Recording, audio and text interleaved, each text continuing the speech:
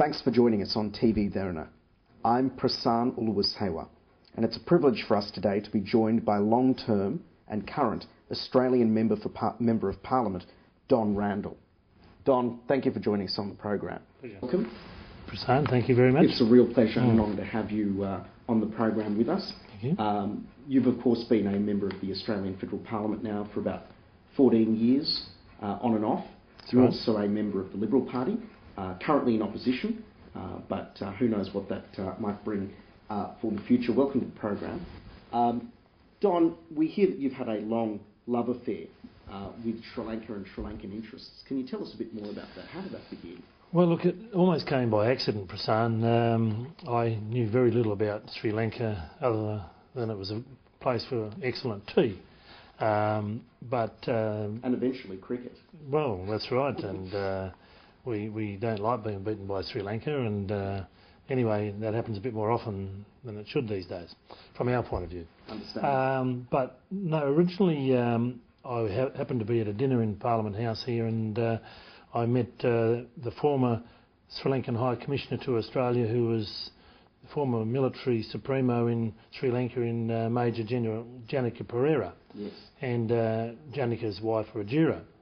And he was trying to re-establish the parliamentary friendship group in this place with Sri Lanka because it had been allowed to lapse. And that's a shame, really, because the relationship between Sri Lanka and Australia over the years has been one where we've been quite close on a number of fronts. You know, our heritage is both former British colonies. We have much the same political systems, we have similar education systems, similar legal systems, so we've got a lot in common. So it was really good. So I began to help Janika form the group because we were in government then, and so I became the chair of the group, and we got a lot of people to join, and Janika was a very enthusiastic and proactive High Commissioner, and he then brought out a number of ministers, and the minister that he brought out that I first met was Professor G.L. Peiris, and at a function in the High Commission I had the opportunity to meet G.L., and if I can call him that. Yes. And then he also brought with him a significant Sri Lankan businessman, a Tamil gentleman called Noel Selvanayakam, whose company is Senok, some people may know in Sri Lanka. And Noel invited me to Sri Lanka, of all things, to play golf originally. And so I took a number of my friends and a number of parliamentary colleagues on the first occasion, and that was my first, personal exposure to Sri Lanka by going there. That's fantastic. Well, we've certainly seen, not just through Hansard, but through your public engagements, your long interest in Sri Lanka as a parliamentarian. You've also had, I guess, the opportunity, hopefully it was pleasant, to have a whole host of Sri Lankan Australians in your electorate at various points in time. I think there's, by last count, almost 200,000 people of Sri Lankan descent in Australia. That's right. And something like that, yep. Some of them were out your way in Perth. Don, can I ask you, think back to your earliest visits in Sri Lanka. I mean, maybe we sort of start from the beginning here. When did you first get out to actually get out on the ground in Sri Lanka? Well, as I said, it was about 7 years ago. This was before the end of the war? It certainly was, yes. During the height of the conflict? During the height of the conflict, and there were all these issues running in relation to Norway trying to be a broker for peace, and other countries wanting to sort of, inject themselves in the civil war debate, and so yeah, it was interesting, sort of, as somebody who'd just become exposed to Sri Lanka and the issues. Interestingly, when I first went to Sri Lanka, Ranil Wickremesinghe was the president, and I went there to meet a number of MPs. Yes. And Ranil was a bit busy and he didn't meet us. Right. So Noel took us to meet this opposition leader called Mahinda Rajapaksa. And what a fortunate And he was happy enough to meet us and welcomed us into his home, and it was an opportunity to say hi and listen to what the issues he had in terms of wanting to be the government. Yes. And that was my first meeting with the current president, so that was fortuitous. Serendipitous, as some people might say. I couldn't have picked a better word. And certainly the right man to meet at the right time, That's right. as history would show. But when you say got on the ground, so as a result, as I said to you, I took some MPs there and some businessmen from Perth. We played a bit of golf, we saw some of the country. We first went to Kandy, played at the golf course there, which is called Victoria, just outside of Kandy. Travelled a little around there to places like the Elephant Orphanage at Pinnawalla, then off to Neuralia, of course, where we stayed at the Grand Hotel at that time and sort of looked at some of the issues that were related to those living in that part of the area, such as those involved in the tea industry and some of the workers' issues that are as a result of being there. So that was my first exposure, and I must say it was an opportunity to really see how beautiful Sri Lanka is. And they're the two things that impressed me about Sri Lanka: the diversity, which is beautiful. Yes. You go from the extremes of the lush tropical areas to the lush again mountain areas around Neuralia. But then when you go north, it might be hard and the climate change, but it has its own beauty. And then of course the other attraction to Sri Lanka is the people and the diversity and the colour that comes from not only the people themselves but their dress. I love the saris, for example. They're so different and so colourful and attractive to the extent that the last time my wife went to Sri Lanka, she bought a whole lot of material to be made up into saris for herself. Oh, fantastic. Well, as long as she's got the right person putting that together, I'm sure that will do very nicely. Don, can I ask you, I understand that you've continued that interest in the people. I hear that you sponsor some children or people in the northern part of Sri Lanka. Yes, well, look, the last time, which was last year, that I went to Sri Lanka, we visited Manic Farm, which, as you know, is now closed, but it was probably the largest, or one of the largest refugee camps in the world at its height, with over 250,000 people there, I understand. And when I was there, it was down to about 17,000 people, and unfortunately, a lot of the people that were still there were ones who couldn't go home because the areas hadn't been demined. And so we arrived and I met a number of people, and for no other reason than I got to meet them, two people, a young Tamil girl showed me through her quarters in the refugee camp at Manic Farm, and then I met a gentleman who had his leg removed as a result of being shot in his leg during the war, and I thought, well, look,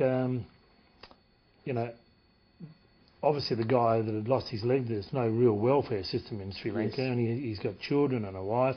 How is he going to sustain himself? The young girl, Krishna, I think that's how you say her name. Yes. She needed to find a way to support herself, and I wanted to try and find out how best I could help her so that she could help herself. She's into sewing, so I began to support them directly, because I have a bit of a view that when you send money through aid agencies, not much gets to the people on the ground that should receive the money. Now, aid agencies won't be happy with me saying that, but that's my personal view. And I think if you fund directly, they get 100%. So, Don, after hearing all of this from you, I think I'm certainly struck, and I'm sure many of our viewers are, at your keen interest in the people of Sri Lanka. The reason though we'd like to speak to you today is to hear more about your observations of Sri Lanka. You may not realise this, but you're a fairly unique observer. As an Australian parliamentarian who's been on the ground, not simply on official tours, but also private visits, and in particular your most recent visit, you don't have an agenda. You're not a journalist trying to sell a paper. You're not from an NGO. And From what I hear, you don't even have as many Sri Lankans left in your electorate after the electoral redistribution. Bearing your background in mind then, what did you notice on your most recent visit to Sri Lanka? How does it compare with what you've seen during the conflict? Well, look, as I said, this is my third visit, and I certainly hope it's not my last. I've noticed a change in Sri Lanka. The obvious change is that Sri Lanka is now open for business. The civil war's behind the country, and they want to send a message to the rest of the world that we've realised that we've been closeted away for 28 years or more in terms of being isolated due to the civil war and the security issues, and that now we want to let you know that we want not only business from tourism, business from overseas investors, but we want to engage with the rest of the world. We want to engage in the region.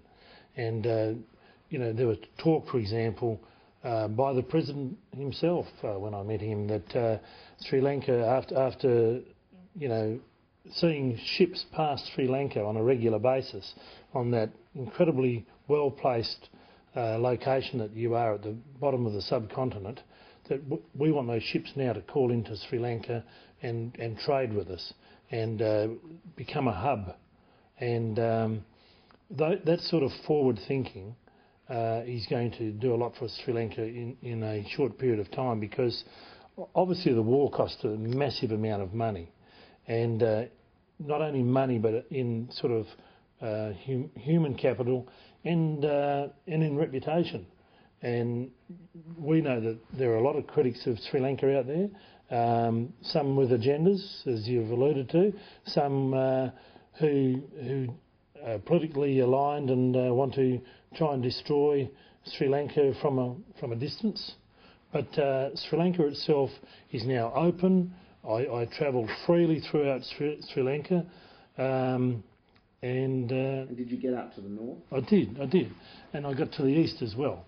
And can I say, not many people would know this, but there's a beautiful place called the Jungle Beach Hotel north of Trincomalee, which I was fortunate enough with my wife to spend only one night there. I would have loved to have spent a week there. But those sorts of places need to be known by the rest of the world, because Trincomalee is a unique place in its own. And then I was able to visit the naval base at Trincomalee and receive a briefing, which we can talk about later if you wish. But yes, I did get to the north. I had been to Vavunya before and Pilali, and looking at some of the aid projects that Australia is sponsoring. Been to Elephant Pass before, where the Australian government is sponsoring mine removals. Right. We're a country that wants to stay in Sri Lanka. A lot of the countries, since the war's finished, have now moved on somewhere else. But we're a long-term participant in Sri Lanka in terms of friendship, trade, and the ability to sort of work with you on a number of outstanding issues. But this time I went to Kilinochchi and met a number of groups there, and then I went to, and I'll try and say it, Puru Uri Irifu, if that's close. Your pronunciation better than mine. Well, it's probably not very good, but near Mulatavu, is that how you say it? And that's an area where a lot of the people from Manic Farm are now being relocated to, now that it's safe to go back to.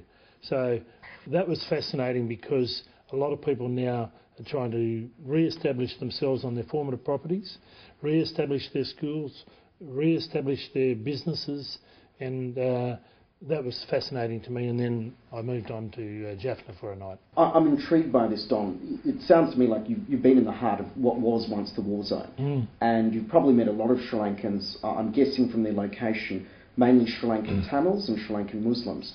What was their feedback to you on the ground about the post-war situation in Sri Lanka? How's reconstruction and resettlement going for them? Well, look, there's so many aspects to that, but the feedback I've been given over a period of time, and it certainly wasn't missed on me again this time, and that is that particularly those in the war zone, and as you say, mainly Tamils, but certainly some Muslims, is that they want three things.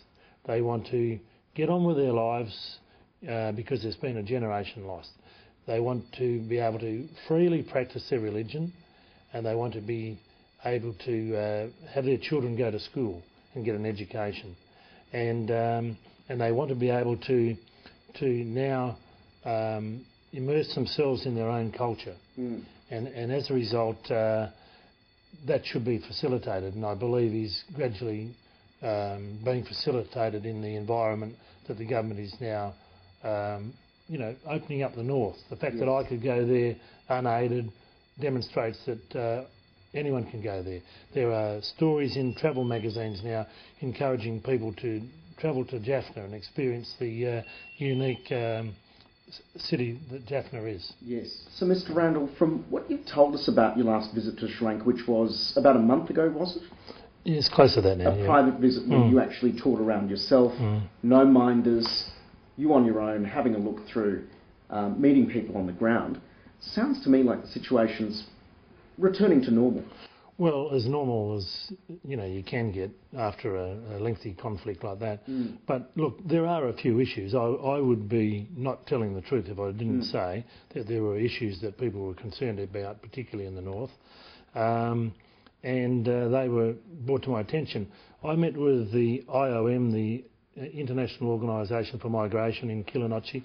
I also met with the UNHCR, who both have a role in resettling people who've gone back to Sri Lanka, both from refugee camps and now from the boats that have come to Australia. A number are being resettled, and they had a few issues that they wanted to raise with me. And of course, and I've raised this with, for example, the Sri Lankan High Commissioner in Australia, Tisra Samarasinha, and other members of Parliament when I was in Colombo, and that is that there appears to be an undue large presence of the army still in the north, and many of them with a little to do, and as I've pointed out, maybe if they were involved in school building and building of roads and hospitals, which I know some of them are, because at one of the schools I was at, they were helping build a school. But just spending truckloads of soldiers wandering the road aimlessly is a bit of annoyance, and a reminder of the people that this excessive presence of the military in the north is possibly unnecessary. The other one is the continual security checks at roadblocks. If you really want to annoy people, continually ask them to identify themselves on a daily basis. And thirdly, are issues of land title. And I understand it's not easy and it's a complex issue, because there are the issues of those who had title and it was taken off them by the LTTE. And then there are those who claim now that they're members of the new administration that could be handing back land to those who had title to it, and they're not doing so, or they're not doing it quickly enough so that they can go and resettle on their own properties. So, look, there are issues, and then, as I said, there were three, but there are other side issues such as, welfare issues. I understand there's something like 40,000 widows in the north as a result of the conflict, where obviously many people lost their lives, and issues of harassment, and they're concerned about the conflict between the police and the military. When I say conflict, that it's not an easy relationship, and they'd like that sorted. So look, there are a lot of issues running, and there are a lot of people that would be aggrieved, and they want a job and they want to get on with their life, but I'm sure the government is doing their best to resolve these issues, but it needs to be prioritised, and obviously infrastructure is an issue. In my opinion, the north won't be opened up the way it should be, north and east, until you get good roads to those areas. And that'll open up not only the economy, but the opportunity to seek foreign investment, which Sri Lanka is obviously very hungry for. And as I said, grow the tourist trade to some of the beautiful places that people could visit in Sri Lanka. I guess that prompts the question, with the conflict over, and clearly there's some loose ends to be tied up, it I guess it's come as a surprise to many of our viewers, and indeed many Australians, that suddenly after the conflict was over, in fact, give or take a year or two, we saw the Oceanic Viking almost being at the head of what has turned into a flotilla of ships, almost an armada of alleged refugee boats and other people claiming asylum in Australia. I believe by the latest statistics we've had something like over 52 boats this year alone turn up in Australia, bringing almost 3,000 Sri Lankans. Yep. What's your reaction to this? I mean, is this are these people driven by the conflict, even though it's over? How does it match up? Well, you've got onto a pet topic of mine, so stop me at any time when I... Sure. But look, let me just go historically. And this sounds political, and the game I'm in is politics, so you'll forgive me if I am a bit political. Sure. But during the last regime, when John Howard was the Prime Minister, we stopped the boats in this country by a suite of measures, which was the Pacific solution, so that if you arrived in Australian territory, you didn't get to Australia, you went to a Pacific island. That if you got to Australia, you had a temporary protection visa, which didn't give you the entitlements of employment, healthcare, education, everything else that go with it. And then we did turn some boats back where the Navy said it was safe to. Now, those suite of measures reduced the boats to 1, 2 or 3 a year. Yes. And it stopped. And economically it was good for Australia, because at the moment we're spending something like $2.7 billion of Australian money to cater for this influx of refugees from many places, but as you say, a large proportion from Sri Lanka. Now, what happened when the Labor government came to power in 2007? They then changed the rules that if you can get to Australia, essentially you got a visa. Right. Now, just think about it. If you're a poor Tamil worker in the north, or a fisherman, and you can get to Australia and you hear about salaries of, $500 to $1,000 a week. Yes. And you're only on $16 of Sri Lankan money a week, if that. What are you going to do? You're going to go where you want to go where the money is. And they hear these wonderful stories from people smugglers. They hear these stories from some of their own families, and some of those in Australia with an agenda to bring them here. So it's a sugar-coated situation where it's no longer a push factor, as the government used to say. There's a push because there's a civil war on and people are escaping persecution and in fear of their lives. The war's finished. It finished in 2009, and then it finished abruptly. Yes. Quite suddenly. That's right. That year. And as a result, the people coming from Sri Lanka now are coming for a couple of reasons. One, there are those that have parked themselves in countries like Indonesia and Malaysia and countries in between, and they're still trying to get to Australia by boat, because they know they won't get a visa because quite often they don't have the ability to convince the UNHCR or the migration agencies that they're a humanitarian refugee. And of course, there are those now who I met when I was in places like Jaffna, who I remember a young waiter saying to me, "I'm going to Australia." And I said, "Why? Why are you going to Australia?" He said, "Oh, you can get so much money there." And I said, "But you won't get a visa. What skill do you have?" See, to get an Australian visa, you have to have a visa that we want. We want, if you're an engineer, or if you're a specific skill in welding, for example, if you're an alloy welder, or you have some skill that we're short of, you can apply through the normal channels. You can, and you'll get a visa. But if you just want to come here because you want to earn more money, you won't get a visa. And I told so many people that I did meet in the north and east of the country that they wouldn't get a visa, and they just said to me, "Well, it doesn't matter, I'll try." So they're economic refugees, because you may wish to talk about my briefing from the Naval Command in Trincomalee, but it appears increasingly that they have been misled, totally misled, about their ability to get a visa when they get to Australia. If I can stop you there, Don, at the risk of asking the obvious, we go back to the basis for this entire debate, the 1951 Convention relating to the status of refugees and the 1967 protocol that followed that. If I can quote paraphrase, the definition of a refugee is a person outside his or her country of nationality or habitual residence who has a well-founded fear of being persecuted because of his race, religion, nationality, membership of a social group or political opinion.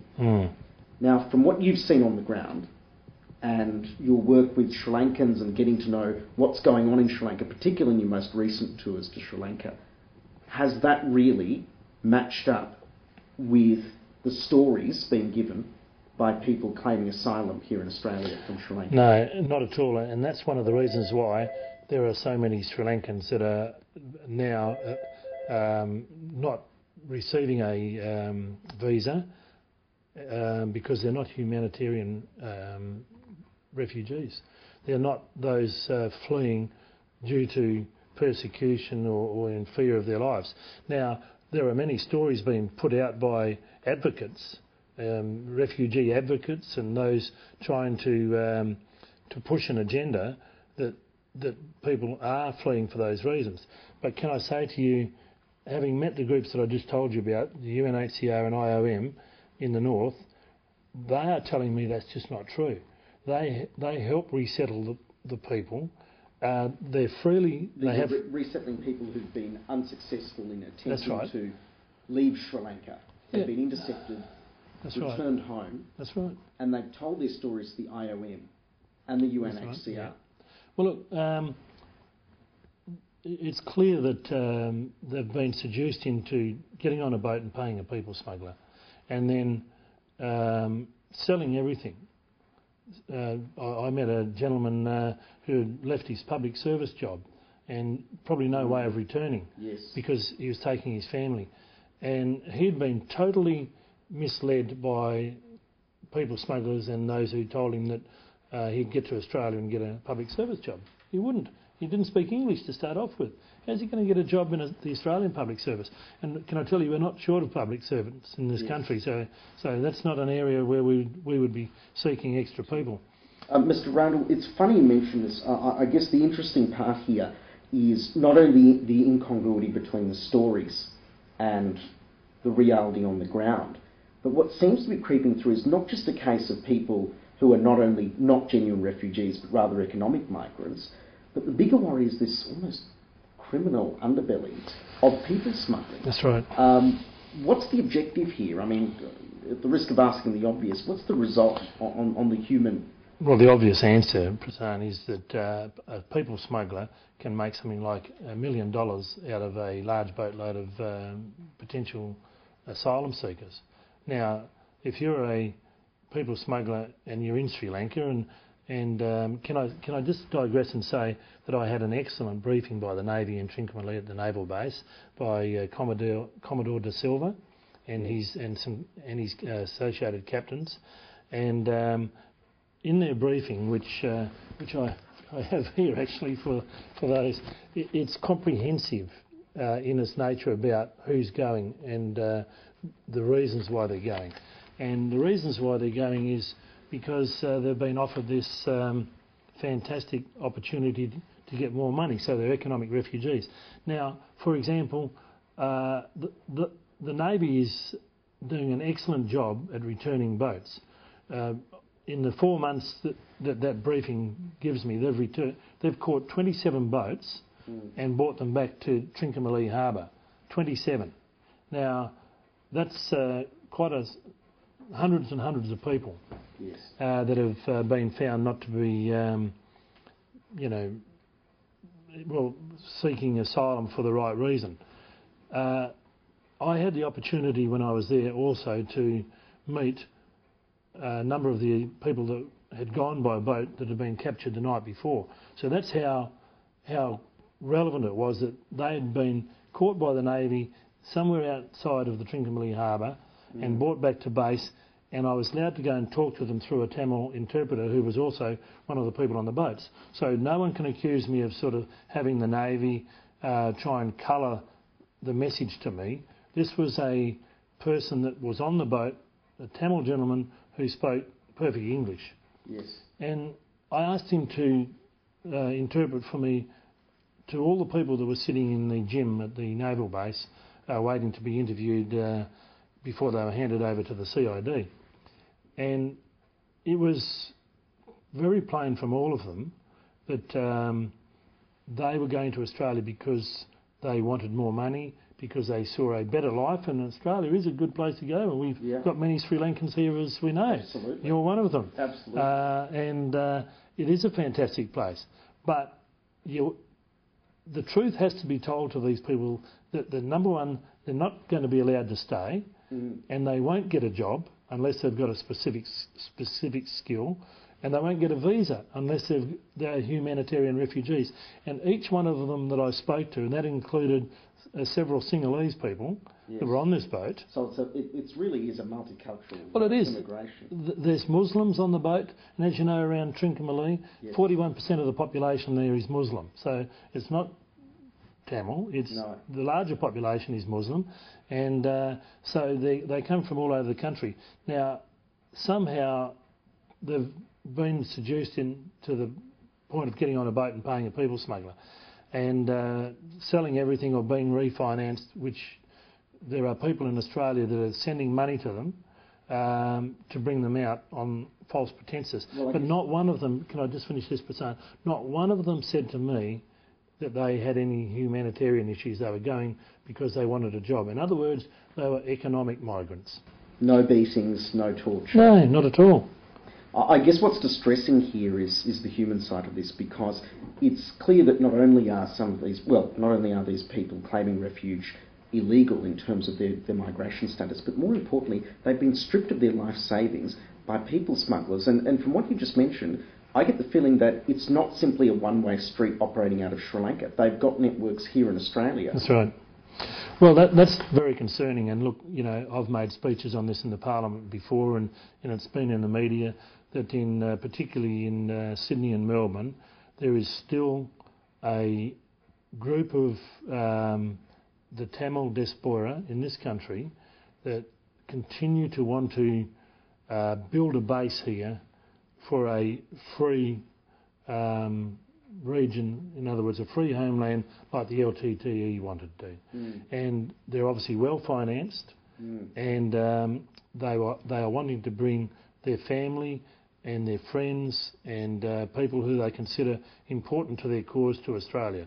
And it's been claimed, and I mentioned this in the Parliament the other day, Mr Anthony, who was returned to the first Sri Lankan to be forcibly returned, that was claiming asylum in Australia. He said he'd been tortured and beaten and all these sorts of things to get a visa. When it was found that his story wasn't true, he returned to Sri Lanka, and in a press conference in Sri Lanka, he said it was all untrue, that when he reached Malaysia, the Tamil people smuggling agents there had told him that he needed to accuse the Sri Lankan authorities of doing all these terrible things to him so that he could get a visa. Now, when he got back to Sri Lanka, he said, look, they weren't true at all. He didn't have a bad back. He wasn't beaten, and that he was going there because he had been told that he could have a far better economic outcome. I mean, what's really devastating about this is it's bad enough we've got private organisations out there in the Australian community aiding and abetting people smugglers. My question for you as a member of the Australian Parliament, what can the Australian government do in terms of their bit to stop this happening? Are they doing enough? If not, what should they do? Well, look, obviously they're doing a reasonable amount. Whether that's enough, is subjective. There have been cases where the federal police have found people that have been, aggravating members of the Tamil community in Australia for money, and then threatening that their families in Sri Lanka would be also subject to, some sort of brutality if they didn't pay money. So, a lot of people have come to Australia and become very successful, and so they do have access to a fair amount of money. So I understand, and there are still reports in the media and back through the Sri Lankan community where members of the Tamil community in Australia in particular are being lent on, for want of a better phrase, to give money to the Tamil organisation that wants to collect money to bring out people that wouldn't normally get a visa. Now, they wouldn't get a visa, as I said, because they don't have the qualification in terms of human rights, etc. So they then claim a whole lot of human rights abuses. And that's a real slur on Sri Lanka. It's a slur on a democratically elected government, and this is my point. When the critics come out of the woodwork and say that these things are happening in Sri Lanka for their own purposes, they are casting a terrible slur on the reputation of a government that's been through a democratic election. They mightn't like the result, but at the end of the day, it was done transparently and openly, and the fact that they're not in government or in charge is something they're going to have to live with. This happens in all countries in the world where there are minorities.